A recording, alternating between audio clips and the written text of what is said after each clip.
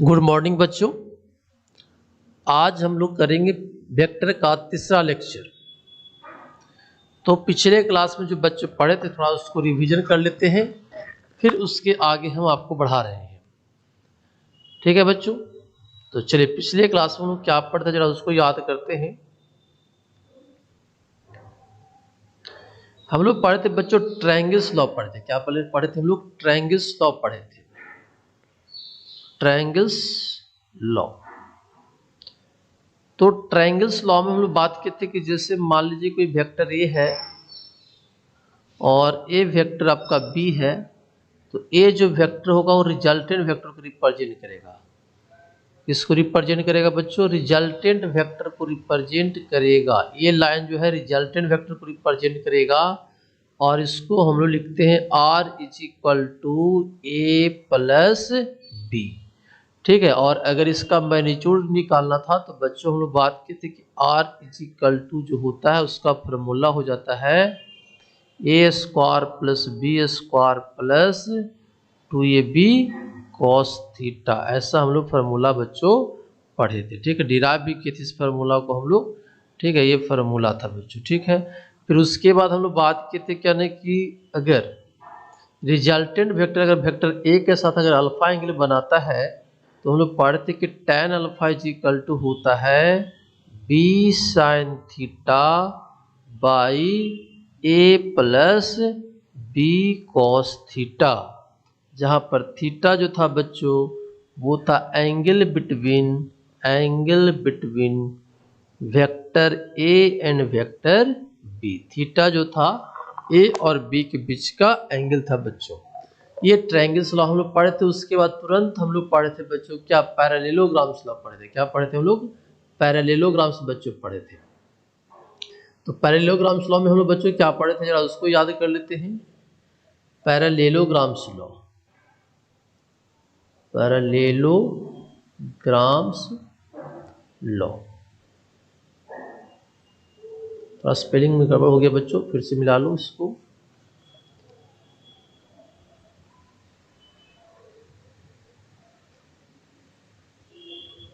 Parallelograms law. ठीक है, तो पैरेललोग्राम्स लॉ में हम लोग क्या पढ़े? जैसे मान लीजिए कि वेक्टर आपके पास ये है और ये वेक्टर आपके पास क्या है? बी है। दोनों के बीच का एंगल थीटा है। तो ये दोनों वेक्टर को लेकर एक हम लोग क्या कर लेंगे? पैरेललोग्राम बना लेंगे। क्या बना लेंगे? पैरेललोग्राम बना लेंगे। तो इसका जो डायगोनल होगा बच्चों, इसका जो डायगोनल होगा विकर्ण जो होगा वो रिजल्टेंट वेक्टर को रिप्रेजेंट करेगा। ठीक है, लेकिन दोनों वेक्टर एडजेसेंट होना चाहिए और दोनों का टेल एक पॉइंट पर होना चाहिए। ठीक है बच्चों, तो मैग्नीट्यूड का फार्मूला तो वही रह जाएगा जो पीछे बात किए थे कि आर इज इक्वल टू क्या? आर इज इक्वल टू बच्चों under root a square plus B square plus 2ab cos theta.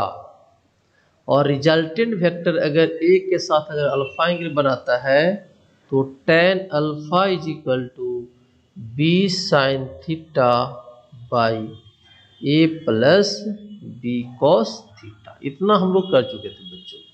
अगर रिजल्टेंट अगर बी के साथ अगर बीटा एंगल बनाता है तो tan beta is equal to लिखे थे क्या कि जहाँ पर ए है वहाँ पर बी हो जाएगा, जहाँ पर बी है वहाँ पर ए हो जाएगा। तो ये फार्मूला हो जाएगा a sine theta by b plus a cos theta हो जाएगा बच्चों।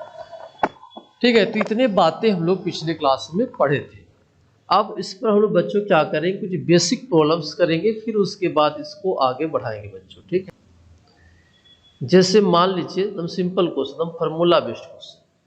जैसे मान लीजिए कोई वेक्टर ये है, ठीक है, जिसका मैग्नीट्यूड 4 न्यूटन है। ठीक है बच्चों, और ए वेक्टर है बी जिसका मैग्नीट्यूड मान लेते हैं क्या है ना कि ये 8 न्यूटन है। कितना है? 8 न्यूटन। और दोनों वेक्टर के बीच का एंगल भी आपको दे दिया गया है कि थीटा इज इक्वल टू आप ले लीजिए 60 डिग्री। ठीक है, तो बताइए कि रिजल्टेंट वेक्टर कितना होगा? Find the resultant vector. Find the resultant vector. ठीक है बच्चों, फाइंड द रिजल्टेंट वेक्टर। एकदम फार्मूला लगाने के लिए आपको सिखा रहे हैं बच्चों इस प्रॉब्लम में। तो चलिए इसको बनाइए, क्या है, एकदम सिंपल है। देखिए अगर बच्चों 4 न्यूटन अब 8 न्यूटन और एंगल थीटा 60 डिग्री दे दिया है, तो आप इसको पैरेललोग्राम से भी बना सकते हैं और ट्रायंगल लॉ से भी इसको बना के दिखा सकते हैं। ठीक है, तो चलिए हम लोग पैरेललोग्राम ही इसको दिखाते हैं। तो जैसे मान लीजिए कि वेक्टर ये आपका ये दिया हुआ है, ये हो गया 4 न्यूटन और ये आपका हो गया कितना, b इक्वल टू आपका हो गया 8 न्यूटन। ठीक है, और ये हो गया 60 डिग्री। दोनों वेक्टर को लेकर बच्चों एक पैरेललोग्राम बना लीजिए। ठीक है, तो ए का पैरेलल हो गया ये लाइन और ये हो गया बी का पैरेलल, ये हो जाएगा रिजल्टेंट वेक्टर, ये हो जाएगा रिजल्टेंट वेक्टर। इसको आर से डिनोट कर लीजिए।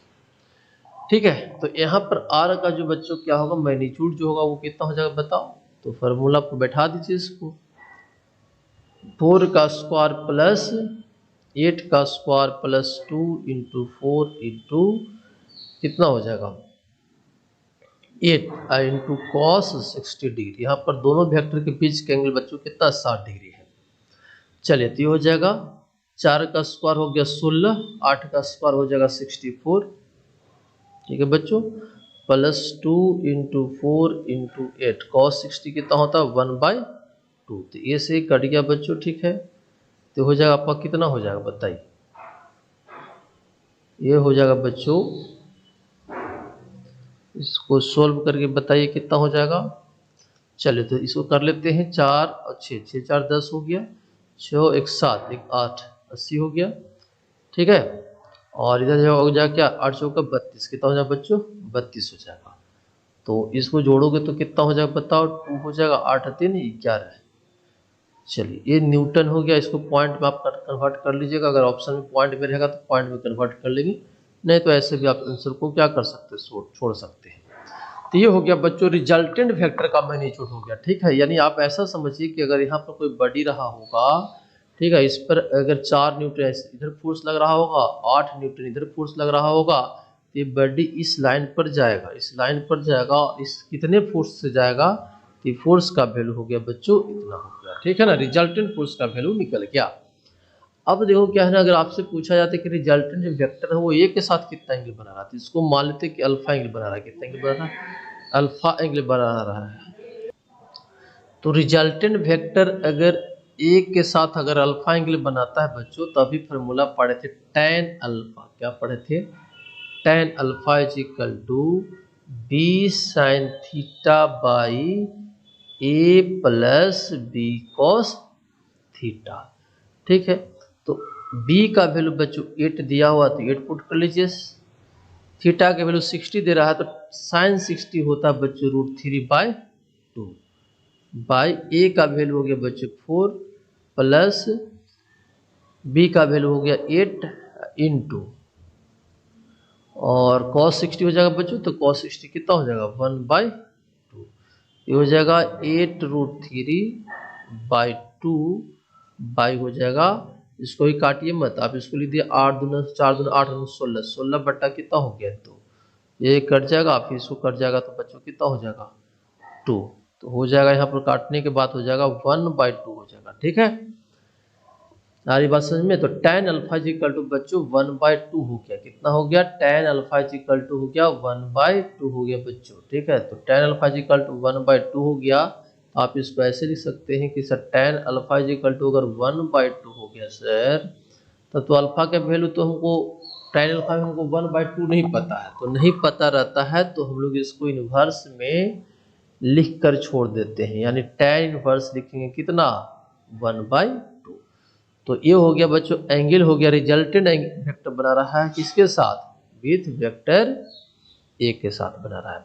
सिमिलरली बच्चों अगर हम लोग करना चाहते हैं, सिमिलरली अगर मान लो कि ये जो है ना रिजल्टेंट वेक्टर, अगर रिजल्टेंट वेक्टर बच्चों अगर क्या है ना बी के साथ अगर एंगल बनाता बीटा, तो आप क्या निकालते tan बीटा, क्या निकालते tan बीटा। तो यहाँ पर b के साथ बच्चों एंगल बना रहा है, इसका मतलब जहाँ पर a इस फार्मूला में जहाँ पर a है वहाँ पर b पुट कर दीजिए, और जहाँ b है वहाँ पर a पुट कर दीजिए। तो देखिए क्या होगा सो, तो यहाँ पर लगा लेंगे फार्मूला बच्चों tan beta is equal to, जहां पर b है वहां पर a पुट करना पड़ेगा, तो यहाँ पर पहले b था तो यहाँ पर ये हो गया, तो a sin theta by b plus, क्या कर सकते हैं, b plus a cos theta.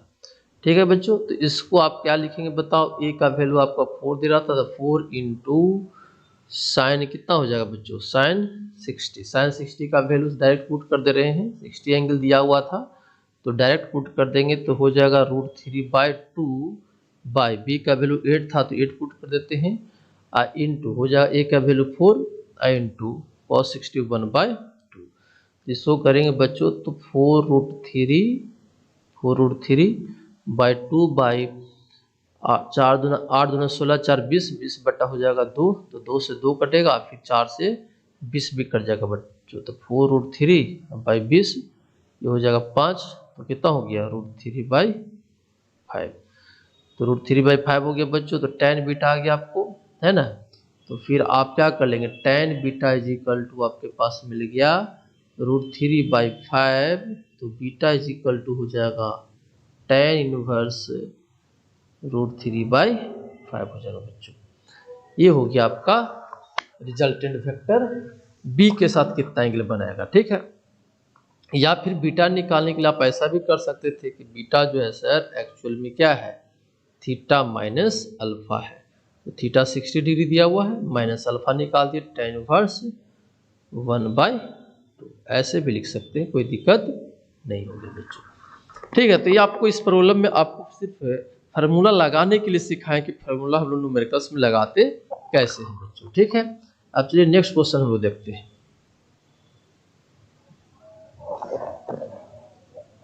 चलिए बच्चों एकदम बेसिक क्वेश्चन ये भी ले रहे हैं, ध्यान दीजिएगा, बेसिक क्वेश्चन ले रहे हैं बच्चों। ठीक है, देखिए अब वो करा if vector R is equal to, ठीक है ना, vector R is equal to vector A plus vector B.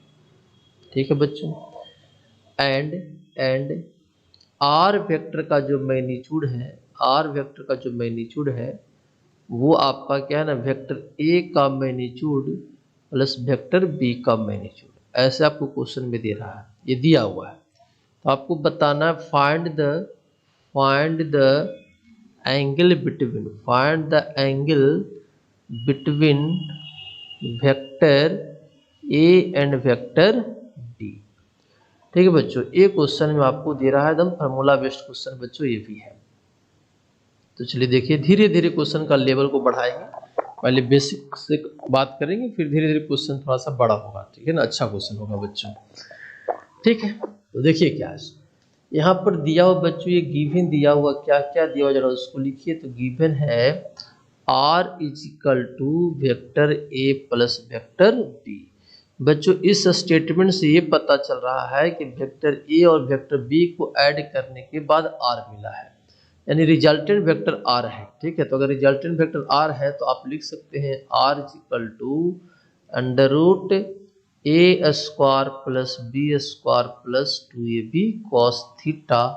तो ये थीटा जो हो जाएगा बच्चों ए और बी, तो बीच का एंगल, यानी यही आपको थीटा का वैल्यू निकालने का रहा है। ठीक है, और आपको ये जो स्टेटमेंट दे रहा है बच्चों, ये जो स्टेटमेंट दे रहा है ए, इसका मतलब क्या है, तो देखो ये कह रहा है आर का जो मैग्नीट्यूड है वो ए के मैग्नीट्यूड प्लस बी के मैग्नीट्यूड के बराबर मैग्नीट्यूड करा बच्चों, यानी आप चाहो तो इसको सिंपली लिख सकते हो R is equal to A plus B. तो ए दोनों में अंतर है बच्चों, ए पॉइंट और ए पॉइंट में अंतर है। ये कहना चाह रहा है कि वेक्टर फॉर्म में लिख रहा है कि आर जो है ना वो रिजल्टेंट वेक्टर ए और बी का, और ये जो बोल रहा है कि रिजल्टेंट का जो मैग्नीट्यूड होगा, ये जो बोल रहा है कि रिजल्टेंट का जो मैग्नीट्यूड होगा वो ए के मैग्नीट्यूड प्लस बी के मैग्नीट्यूड के बराबर है। ये मैग्नीट्यूड वाइज बोल रहा है बच्चों, और वो डायरेक्शन के साथ बोल रहा है। ठीक है, तो दोनों स्टेटमेंट में अंतर है बच्चों। ठीक है, यहाँ पर ये बोल रहा है कि आर जो है वो ए वेक्टर और बी वेक्टर का रिजल्टेंट है, ये दोनों को जोड़ने के बाद रिजल्टेंट मिल रहा है, और ये बोल रहा है कि रिजल्टेंट का जो मैग्नीट्यूड है वो ए के मैग्नीट्यूड प्लस बी के मैग्नीट्यूड के बराबर, ये दिया हुआ, और थीटा निकालना है। तो चलो इसमें बच्चों आराम से तुम पुट कर लो आर का वैल्यू, आराम से हो जाएगा। चलो इसको अगर रूट है तो इसको r² भी लिख सकते हो, तो लिख लो r square is equal to हो जाएगा a square plus B square plus 2ab cos theta.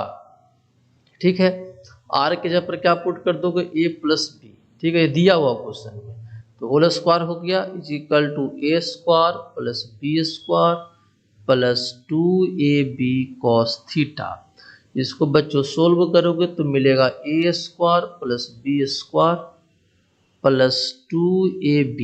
ठीक है, इधर हो गया a square plus B square plus 2ab cos theta.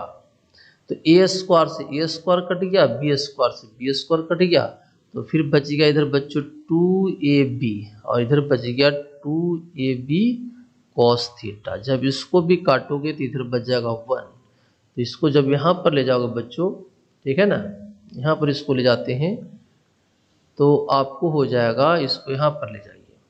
ठीक है, तो इधर हो जाएगा 1 इज इक्वल टू हो जाएगा कॉस थीटा, तो थीटा इज इक्वल टू हो जाएगा 0 डिग्री। आपको पता है कि 0 डिग्री कॉस 0 होता है 1। ठीक है बच्चों, तो इसका तो आंसर हो गया। ठीक है, इसका तो आंसर बच्चों हम लोग को मिल गया। ठीक है, लेकिन इस रिजल्ट को ध्यान में रखेंगे, याद भी करके रखेंगे तो अच्छा रहेगा, न्यूमेरिकल्स में आपको मदद मिलेगी आगे वाला न्यूमेरिकल्स में। तो क्या याद करेंगे कि अगर रिजल्टेंट वेक्टर का जो मैग्नीट्यूड होगा वो सीधे वेक्टर का सम के बराबर होगा। ये कब होगा? जब दोनों वेक्टर जो है ना वो आपका डायरेक्शन क्या होगा, सेम होगा। यानी ए वेक्टर और दूसरा आपका क्या है, बी वेक्टर, दोनों का डायरेक्शन सेम होता है तो रिजल्टेंट सीधे ऐड हो जाएगा। और हमको पता भी है बच्चों, ठीक है ना, कि अगर मान लो कि 4 न्यूटन है और ये अगर आपका 5 न्यूटन है तो दोनों डायरेक्शन सेम हो जाएगा, तो दोनों का रिजल्टेंट कितना हो जाएगा, 4 + 5, यानी सीधे अलजेब्रिक सम हो जाएगा। तो कब सम होता है? जब दोनों वेक्टर के बीच का एंगल 0 डिग्री है। तो यही बात आपको बच्चों क्या है ना, लैंग्वेज में देकर आपसे क्वेश्चन में पूछ लिया था। ठीक है ना, तो आपको इस समझ में आ रहा होगा कैसे कर रहे हैं सो। इसी प्रकार से और भी क्वेश्चन हम लोग ले सकते हैं बच्चों। देखो क्या है सो, अब इसी क्वेश्चन में बच्चा कहता क्या ना कि इफ आर जो है वो vector A plus vector B है। ठीक है, और कह रहा है क्या आपको कि आर वेक्टर का जो मैग्नीट्यूड है उसका जो होल स्क्वायर होगा वो ए वेक्टर का मैग्नीट्यूड का whole square plus B vector के मैग्नीट्यूड का होल स्क्वायर है। तब बताइए कि दोनों वेक्टर के बीच का एंगल कितना होगा। Find the angle between vector A and vector B.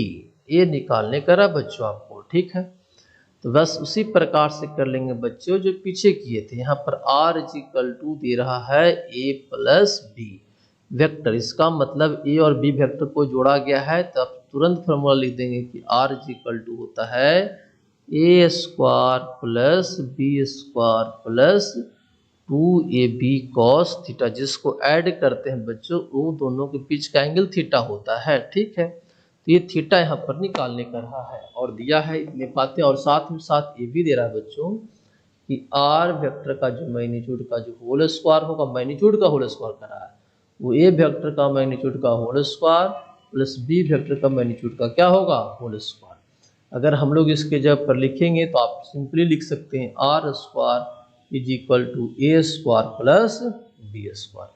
और यहाँ पर बच्चों हम लोग क्या कर लेंगे, आर स्क्वायर का वैल्यू लिख लेंगे ऐसे, आर स्क्वायर = ए square plus B square plus 2ab cos theta. और आर स्क्वायर का वैल्यू हो जाएगा बच्चों a square plus B square = हो जाएगा a square plus B square plus 2ab cos theta. इसको काट दीजिए, इसको इससे काट दीजिए, तो कॉस थीटा का वैल्यू बच्चों हो जाएगा, इधर 0 बच जाएगा, तो थीटा = हो जाएगा 90 डिग्री। ठीक है, इस क्वेश्चन का आंसर बच्चों हो गया 90 डिग्री। तो बच्चों यहाँ पर आ गया थीटा का वैल्यू कितना आ गया, 90 डिग्री आ गया बच्चों। अब इस रिजल्ट को भी याद रखेंगे। ठीक है ना, न्यूमेरिकल्स में इसको डायरेक्ट यूज भी कर सकते हैं आप। ठीक है ना, तो देखिए क्या कर रहा है रिजल्ट, क्या कर रहा है इसको जरा समझिए। ये कर रहा बच्चों कि आर जो है ना वो रिजल्टेंट वेक्टर है ए और बी का, और आर का जो मैग्नीट्यूड का जो होल स्क्वायर हो जाएगा, यहाँ पर देखो वो ए स्क्वायर प्लस बी स्क्वायर का होगा। ये कब होगा? जब एंगल क्या होगा? 90 डिग्री होगा। जैसे देखिए, जैसे मान लीजिए कि आपके पास वेक्टर ये है बच्चों, ठीक है ना, ये वेक्टर आपका क्या है? ये है, और ये आपका वेक्टर क्या है? बी है, और 90 डिग्री पर रख दिए। तो अगर रिजल्टेंट निकालोगे बच्चों, ठीक है ना, तो यही ना रिजल्टेंट हो जाएगा। हाँ सर, ये तो हो जाएगा रिजल्टेंट पैरेललोग्राम से। और इसका मैग्नीट्यूड कैसे निकालोगे? बताओ, तुम ही बताओ। अगर ये बी है तो ये भी बी वेक्टर हो जाएगा, राइट एंगल ट्रायंगल हो गया। तो आराम से लिख सकते हो कि sir R square is equal to A square plus B square, यानी ये जो लेंथ होगा सर इतना का स्क्वायर, इतना का स्क्वायर अब प्लस इतना का होल स्क्वायर हो जाएगा ये। तो यही आपका रिजल्ट हुआ बच्चों, ठीक है ना। तो यानी दो वेक्टर अगर परपेंडिकुलर होगा तो उसका रिजल्टेंट सीधे लगा लेंगे क्या? R square is equal to A square plus B square. तो बहुत जगह न्यूमेरिकल्स में हम लोग इसको डायरेक्ट यूज कर लेंगे बच्चों, इस पॉइंट को याद रखेंगे। चलिए नेक्स्ट क्वेश्चन देखते हैं। इसी प्रकार से एक और क्वेश्चन बनता है, उसको भी जरा देख लेते हैं, ठीक है बच्चों। तो देखिए क्या है। सो अब इस क्वेश्चन में कह रहा है ना कि if vector R is equal to vector A plus vector B, R is equal to क्या बच्चों? ए प्लस बी है। आर इज इक्वल टू क्या? A plus B. और आर का जो मैग्नीट्यूड है, आर का जो मैग्नीट्यूड है वो ए के मैग्नीट्यूड और बी के मैग्नीट्यूड के बराबर है, यानी तीनों का मैग्नीट्यूड बराबर है। तो बताइए कि दोनों वेक्टर के बीच का एंगल कितना रहा होगा? Angle between, find the angle between vector A and vector b, a और बी के बीच एंगल बताइए, ठीक है बच्चों। तो देखो इसको कैसे करेंगे। सो सोल्यूशन देखिए, यहां पर कह रहा है कि आर इज इक्वल टू है vector A plus vector B है, ठीक है।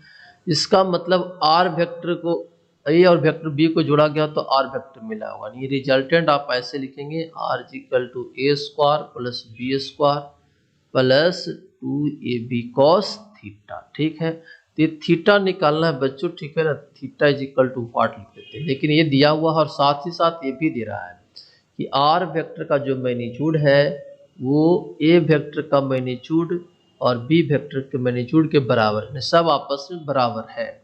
यानी आप लिख सकते हैं R is equal to A is equal to B.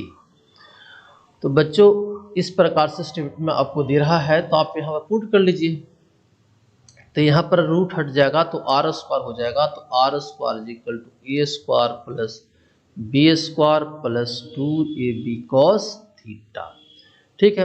तो आर के तीनों बराबर है बच्चों, तो क्यों ना सभी की जगह पर एक ही वैल्यू लिख लो। तो चलो सभी की जगह पर एक लेते हैं, तो ए स्क्वायर लिख देते हैं।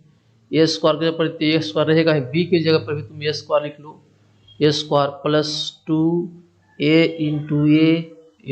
cos थीटा, ठीक है। तो ये हो जाएगा ए स्क्वायर और ये हो जाएगा 2a स्क्वायर, कॉमन हो जाएगा। अब 1 प्लस cos थीटा हो जाएगा बच्चों, देख लो। तो ये गड़बड़ कर दिए, चलो गड़बड़ नहीं हुआ, ए स्क्वायर से एक हट गया, ठीक है। इधर बच जाएगा 1/2, इधर आ जाएगा इज इक्वल टू हो जाएगा 1 प्लस cos थीटा। तो cos थीटा का वैल्यू हो जाएगा बच्चों, इसको जब सोल्व करेगा तो -1/2 हो जाएगा। 1 को इधर ले जाएंगे और 1/2 में से माइनस करेंगे तो cos थीटा का वैल्यू -1, तो थीटा इज इक्वल टू हो जाएगा 120 डिग्री। 120 डिग्री का वैल्यू होता है cos थीटा में वैल्यू बच्चों -1, ठीक है। इसका मतलब कि तीनों का मैग्नीट्यूड अगर बराबर होगा रिजल्टेंट का, ए वेक्टर का और बी का, एक तब संभव है जब जब जब ए और बी के बीच का एंगल 120 डिग्री होगा। आप ऐसे ही समझिए, इस रिजल्ट को भी याद रखें, प्रॉब्लम करते समय यूज करेंगे। यानी कहने का मतलब है कि जैसे मान लीजिए कि वेक्टर ए है, उसका मैग्नीट्यूड 4 न्यूटन है, ठीक है।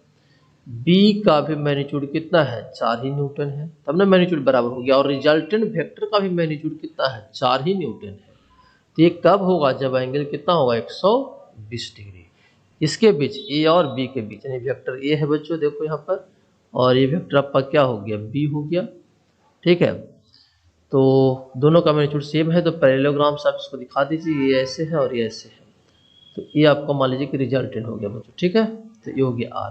तो सब का मैग्नीट्यूड कितना होगा? 4 ही न्यूटन। अगर ये 4 है, ये भी 4 है, तो ये भी आपका क्या हो जाएगा? 4 न्यूटन हो जाएगा। और ये 120 डिग्री होगा। ठीक है बच्चों, तो इस टाइप की चीज़ें हमको न्यूमेरिकल में डायरेक्ट भी जरूरत पड़ सकता है, तो इस पॉइंट को समझ के रखेंगे बच्चों। ठीक है, तो हम उम्मीद करते हैं कि ये सब बातें आपको समझ में आ रहा है। चलिए नेक्स्ट क्वेश्चन देखिए। तब चलिए देखिए बच्चों, इस न्यूमेरिकल्स को देखते हैं, क्या एकदम सिंपल न्यूमेरिकल्स ये भी है बच्चों। ठीक है, आप इसको पढ़िए और इसको समझने की कोशिश करिए। देखिए क्या कर रहा है इसको, करा टू फोर्सेस, आपको करा टू फोर्सेस, यहाँ पर two forces whose magnitude are in ratio of 3 and 5, दो फोर्स बच्चों। तो चलो मान लेते हैं F1 फोर्स है और दूसरा F2 है, तो दोनों का रेशियो जो है बच्चों कितना 3:5 है। तो इसको आप ऐसे भी लिख सकते हो कि इसका मतलब देयरफॉर हो गया F1 = हो गया 3x और F2 = क्या हो गया 5x। आप पढ़े होंगे ऐसा कि रेशियो में होगा, तो आप ऐसा मान सकते हैं x कोई वेरिएबल है, इसका वैल्यू निकालना पड़ जाता। ठीक है, और कह रहा है कि gives a resultant of 28 newton, resultant force दे रहा बच्चों 28 न्यूटन। इसका मतलब R = यहाँ पर लिख सकते हैं F1 + F2। ठीक है, क्योंकि दोनों का रिजल्टेंट दे रहा, और R का जो मैग्नीट्यूड है ये आपको दे रहा कितना 28 न्यूटन। ठीक है, अब कह रहा है if the angle of their inclination is 60 degree, किसके बीच का एंगल, दोनों फोर्स के बीच का एंगल, थीटा = आपको दे रहा है 60 डिग्री। तब बताना है कि दोनों फोर्स का मैग्नीट्यूड बताइए कितना होगा। ठीक है, यानी F1 F2 का वैल्यू बताना है बच्चों। ठीक है ना, तो अगर x का वैल्यू निकल जाएगा तो F1 F2 का वैल्यू हो जाएगा। तो हम लोग के पास एक फार्मूला भी पढ़ेंगे, R² होता है A² + B² + 2AB cos theta.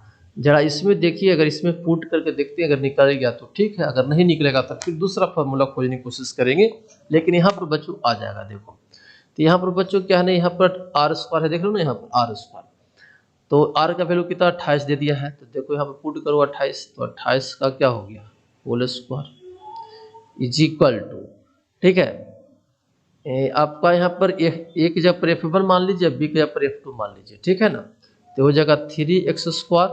ठीक है, प्लस फिर क्या हो जाएगा 5x² हो जाएगा बच्चों।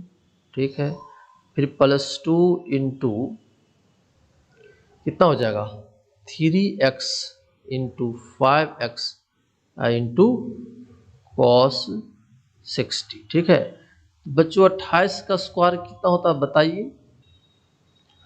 हाँ, तो 28 का स्क्वायर कितना होगा बच्चों। ठीक है ना, आप इसको कर लीजिए अलग से, तो इसका हो जाएगा बच्चों 784 हो जाएगा। ठीक है, ये हो जाएगा 9x² हो जाएगा, ये हो जाएगा बच्चों कितना 25x² हो जाएगा। ठीक है ना, ये हो जाएगा कितना 15x² इंटू cos 60 हो गया बच्चों, ये 2 रहने दो, और cos 60 का वैल्यू 1/2, तो ये से भी कट जाएगा। ठीक है, तो हो जाएगा 784 = 25×9 कितना हो जाएगा बच्चों 25×9 34 हो जाएगा, तो 34x² अब प्लस कितना हो गया 15x²। ठीक है बच्चों, इसको जब लिखोगे तो 5 4 कितना हो जाएगा 9।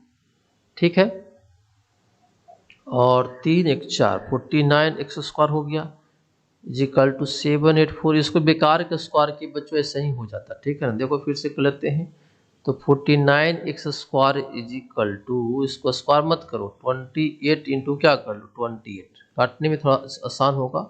तो x² कितना हो जाए बताइए 28 इंटू 28 अब बाई 49, तो 7 से कटेगा बच्चों, तो 7 7 49, और 7 से कटेगा तो 7 चौका 28, फिर ये 7 से कटेगा बच्चों तो ये भी 4 हो जाएगा, यानी x² हो गया बच्चों कितना x² हो गया 4 इंटू 4, मतलब x का वैल्यू हो गया कितना 4, x का वैल्यू कितना हो गया 4 हो गया बच्चों। ठीक है, और x का वैल्यू 4 हो गया तो आराम से F1 का वैल्यू निकाल सकते हैं। तो F1 का वैल्यू कितना हो जाएगा बताइए, F1 का वैल्यू हो जाएगा सर 3 इंटू 4, तो हो जाएगा 12 न्यूटन हो जाएगा, और F2 हो जाएगा 5 इंटू 4, हो जाएगा कितना 12 न्यूटन हो गया 20 न्यूटन।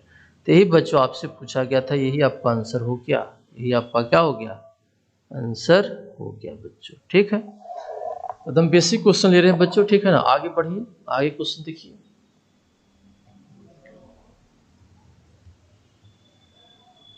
देखिए और ये भी क्वेश्चन करेंगे, लेकिन इसके पहले ये क्वेश्चन कर लेते बच्चों, ठीक है। ये क्वेश्चन देख लो, ठीक है।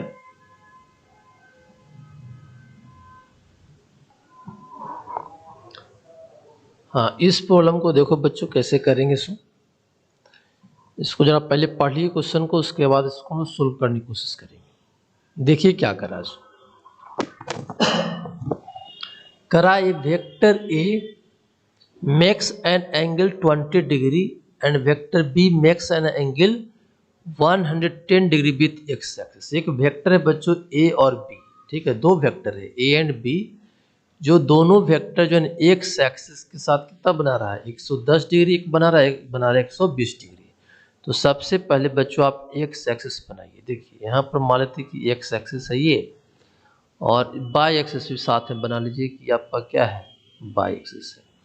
तो ए जो वेक्टर है 20 डिग्री एंगल बना रहा है बच्चों, ठीक है ना। तो हम लोग क्या करेंगे, 20 डिग्री दिखा देंगे। ये यहाँ पर दिखाते हैं कि 20 डिग्री है बच्चों, ठीक है ना। वेक्टर ये है, कैपिटल में दिया हुआ बच्चों वेक्टर ए, तो चलो कैपिटल में ही दिखा लेना, ठीक है ना। वेक्टर ये आपका क्या हो गया, ए हो गया बच्चों, ठीक है। और ये बना रहा है 20 डिग्री, ठीक है। चलो, और ये कह रहा है क्या नहीं कि दूसरा जो बना रहा है 110 डिग्री, ठीक है। और आगे बोल रहा है कि दोनों का जो मैग्नीट्यूड है, एक का 3 है, दूसरे का 4 है, यानी ए वेक्टर का मैग्नीट्यूड जो है वो आपका कितना है, 3 मीटर है। और बी वेक्टर का जो मैग्नीट्यूड है आपका कितना दे रहा है, 4 मीटर। चलो ठीक है, तो इतना लेंथ आपको 3 मीटर को रिप्रेजेंट करेगा। 110 डिग्री एंगल बना रहा है बच्चों, तो 110 डिग्री तो 90 से ज़्यादा होता है, 90 से ज़्यादा होता है कि नहीं होता है। इसका मतलब ये वेक्टर आपका किधर होगा, इधर होगा। आप इसको ऐसे दिखा दीजिए, ऐसे दिखाइए, ऐसे थोड़ा सा बड़ा लेंथ दिखा दीजिए, थोड़ा सा बड़ा लेंथ भी दिख रहा है आपको। और ये वेक्टर आपका क्या हो गया, और ये जो एंगल हो गया बच्चों, ये हो गया आपका कितना, 120 डिग्री, 110 डिग्री। कितना हो, 110 डिग्री पूरा ना, एक्स के साथ 110 डिग्री, ठीक है। तो ये हो गया एंगल बच्चों कितना, 110 डिग्री हो गया, ठीक है। इतनी बात समझ में आ रहा है। तो देखिए, तो फिर दोनों वेक्टर के बीच का एंगल कितना हो गया। अगर बात करते हैं कि दोनों वेक्टर के बीच का एंगल कितना हो गया, देखो ये वेक्टर आपका इधर है, ठीक है ना, जो यहाँ से 20 डिग्री एंगल बना रहा है। और ये वेक्टर आपका इधर है, जो यहाँ से आपको बना रहा है कितना, 110 डिग्री।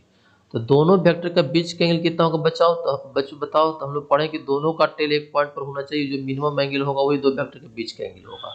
तो यहाँ से यहाँ 110 और यहाँ से 20 है, इसका मतलब ये दोनों वेक्टर के बीच का एंगल हो गया, यानी ये थीटा हो गया बच्चों। तो ये थीटा कैसे निकलेगा, तो 110 माइनस 20 यानी 90 डिग्री है। यानी बच्चों इस फिगर में ये जो होगा ना, यहाँ से यहाँ जो एंगल होगा वही थीटा ना होगा। हाँ सर, इतना बात समझ में आ रहा है। तो यहाँ पर थीटा के जगह पर क्या लिखोगे सर, थीटा के जगह पर आप 90 लिख लीजिए। कितना लिख लीजिए, 90 डिग्री। तो बच्चों आसान हो गया, ठीक है ना। मैग्नीट्यूड भी पता हो गया दोनों वेक्टर का, और एंगल भी पता चल गया, ठीक है। तो इसको हटा देते हैं, आपको समझने के लिए इसको बात किए थे, ठीक है। तो थीटा हो गया बच्चों कितना, दोनों वेक्टर के बीच का एंगल 90 डिग्री हो गया। अब इसका रिजल्टेंट की अगर बात करते हैं बच्चों, ठीक है ना, तो पैरेललोग्राम से दिखा दीजिए। तो पैरेललोग्राम आपको बनाने आता है, आप ट्रायंगल से भी दिखा सकते हैं, किसी से भी दिखाइए, मैग्नीट्यूड में कोई तो फर्क पड़ेगा नहीं बच्चों, ठीक है ना। तो चलिए पैरेललोग्राम के लिए इसके पैरेलल बनाना पड़ेगा, किसके पैरेलल, बी के पैरेलल, ठीक है ना। डॉट लाइन से दिखा दीजिए, अच्छा रहेगा, डॉट लाइन से दिखाइए, है ना, इसको डॉट लाइन से दिखाइए, ठीक है। देखिए ये डॉट लाइन ऐसे दिखा देते हैं, ये बी के पैरेलल हो गया, और ये हो गया बच्चों क्या, ए के पैरेलल। तो ये जो हो जाएगा बच्चों, ये जो हो जाएगा वो रिजल्टेंट वेक्टर हो जाएगा। कौन हो जाएगा, ये लाइन जो होगा वो रिजल्टेंट वेक्टर हो जाएगा बच्चों, ठीक है। ये आपका क्या हो जाएगा बताओ, रिजल्टेंट वेक्टर। चलिए इसी का मैग्नीट्यूड निकालना बच्चों, ठीक है, इसी का डायरेक्शन निकालना है।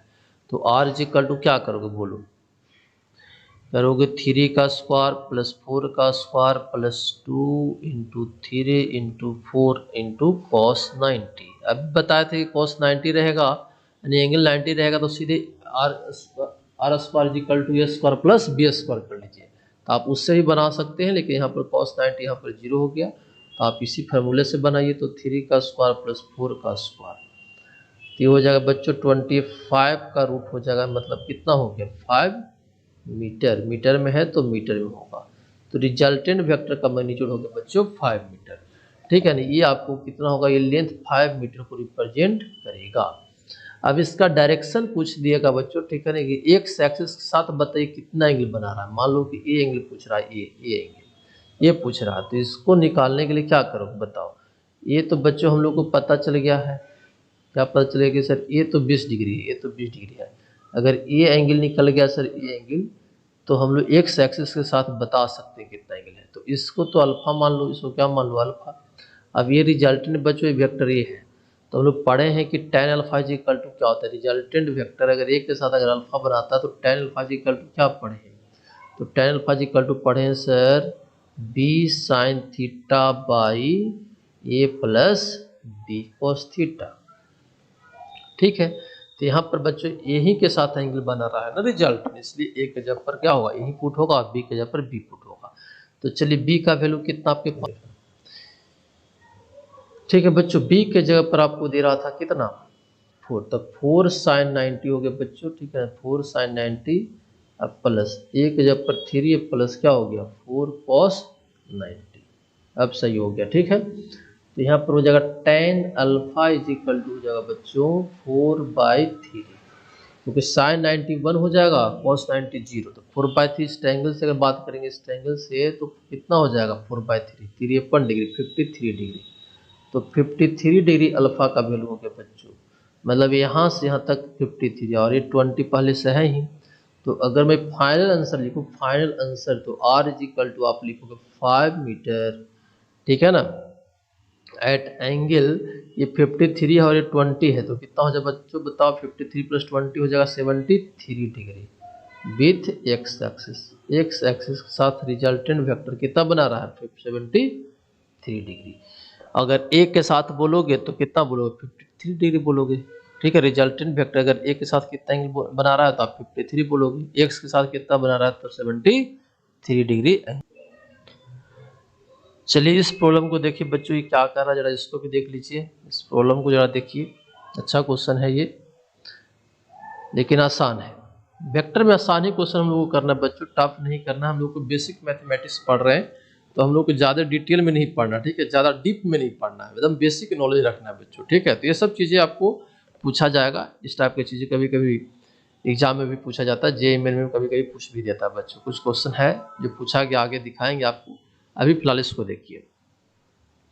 तो देखिए क्या करा, the resultant of two forces one double the other in magnitude, दो फोर्स है बच्चों, तो चलो मान लें कि फोर्स क्या है ना F1 है, तो उसका वैल्यू क्या है ना F है, ठीक है।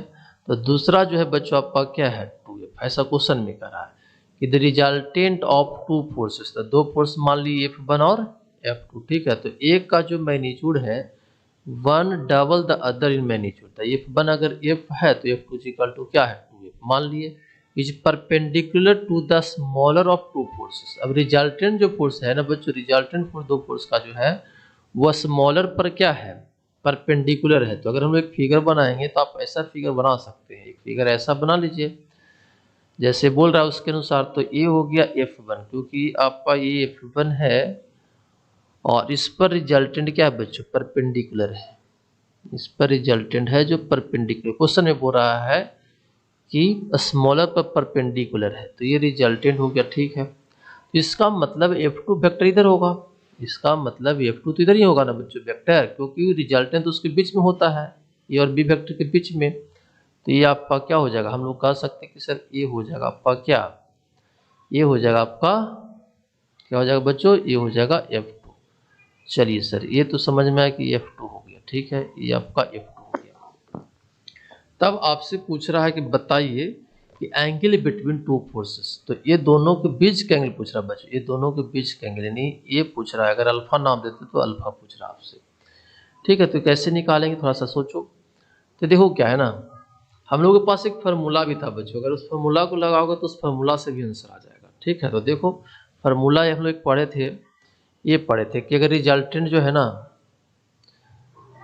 रिजल्टेंट जो है बच्चों अगर ए के साथ अगर अल्फा, रिजल्टेंट जो है ना अगर वेक्टर ए के साथ अगर अल्फा एंगल बनाता है तो tan alpha is equal to हम लोग पढ़े थे, tan alpha is equal to हम लोग पढ़े थे क्या b sin theta by A plus b cos theta, जरा इस फार्मूला को याद करिए। लेकिन अल्फा जो था रिजल्टेंट और वेक्टर ए के साथ बच्चों। तो यहाँ पर तो दोनों वेक्टर के बीच का एंगल मान लिया, तो यहाँ पर थीटा लिख लो, सबसे अच्छा क्या लिख लो, थीटा आपको निकालना है।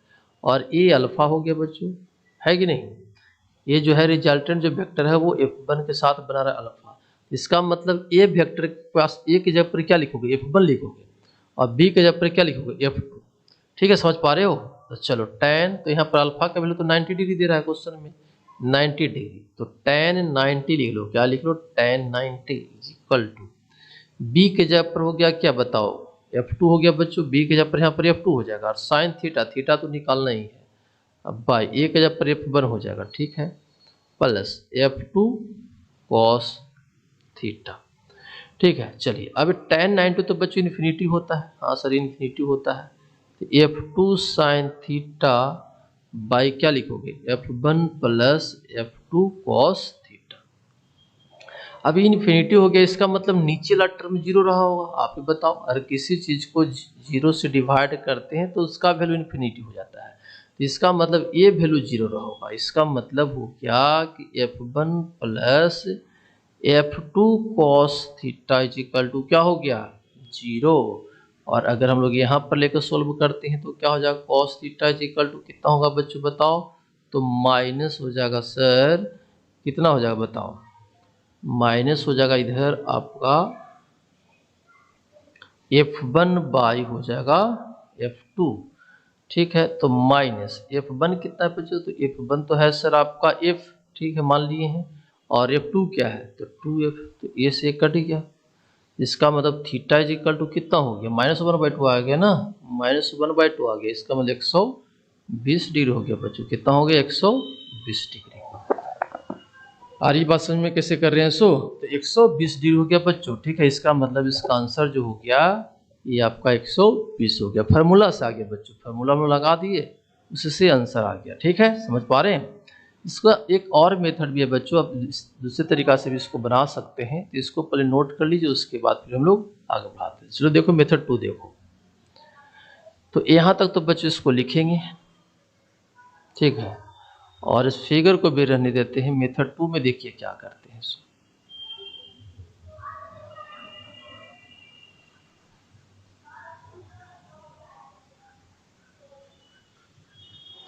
ठीक है बच्चों, तो आप मेथड 2 देखिए क्या करेंगे। मेथड 1 तो आपको समझ में आ गया, अब हम लोग मेथड 2 करने जा रहे हैं। चलिए यहाँ तक तो ठीक था। चलिए, तो एक क्वेश्चन में करा है कि रिजल्टेंट जो है F1 के परपेंडिकुलर है, मतलब इस लाइन में रिजल्टेंट है। अगर हम मान लेते बच्चों कि ये अल्फा एंगल है, क्या है, अल्फा है, ठीक है, तो आप इसका जरा कंपोनेंट तोड़िए F2 का, जरा ध्यान दीजिएगा, कंपोनेंट तो आपको तोड़ने आता होगा, अगर नहीं आता है तो आगे बताएंगे, थोड़ा बहुत आपको जानकारी होगा, पढ़े होंगे तो इसका कंपोनेंट तोड़ेंगे तो क्या हो जाएगा बच्चों, F2 कॉस अल्फा, और इधर क्या हो जाएगा, F2 साइन अल्फा, ठीक है। तो अब जब कंपोनेंट बच्चों वेक्टर को तोड़ देते हैं तो उस वेक्टर को कंसीडर अब नहीं करेंगे, अब इसके बारे में नहीं सोचेंगे, अब सोचेंगे क्या, एक फोर्स इधर हो गया, एक फोर्स इधर हो गया, एक फोर्स, 3 फोर्स हो गया बच्चों, कितना फोर्स हो गया, 3 फोर्स हो गया, ठीक है, एक इधर और एक इधर, ठीक है। तो ये दोनों फोर्स अपोजिट है बच्चों, ये फोर्स दोनों क्या है, अपोजिट है, और रिजल्टेंट कह रहा है क्या नहीं कि परपेंडिकुलर होगा, मतलब आपके पास ऐसे फोर्स है, एक इधर फोर्स है, इधर एक फोर्स है, एक इधर फोर्स है, और एक इधर फोर्स है, लेकिन रिजल्टेंट आपको चाहिए परपेंडिकुलर, मतलब इसी डायरेक्शन में। इसका मतलब ये फोर्स और ये फोर्स क्या होगा, एक दूसरे को कैंसिल कर रहा होगा। अगर परपेंडिकुलर रिजल्टेंट चाहिए बच्चों, ठीक है ना, तो ये जो फोर्स होगा, कौन फोर्स, ये फोर्स और ये फोर्स एक दूसरे को कैंसिल करेगा। इसका मतलब हो गया सर कि F1 इज इक्वल टू हो जाएगा F2 साइन अल्फा, हाँ जी जरूर हो जाएगा।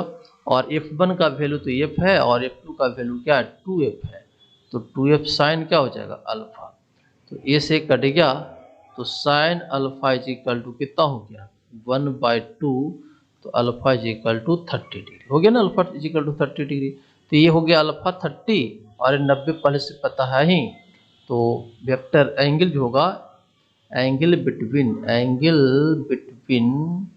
F1 एंड F2 जो हो जाएगा वो 90 प्लस क्या हो जाएगा, अल्फा, तो 90 अब प्लस अल्फा के वैल्यू कितना है, 30, तो कितना हो जाएगा, 120 120। इसका मतलब F1 F2 के बीच 120 था, यानी आंसर कितना होगा 120। तो आप इस तरीका से भी आप इसको क्या कर सकते हैं, बना सकते हैं।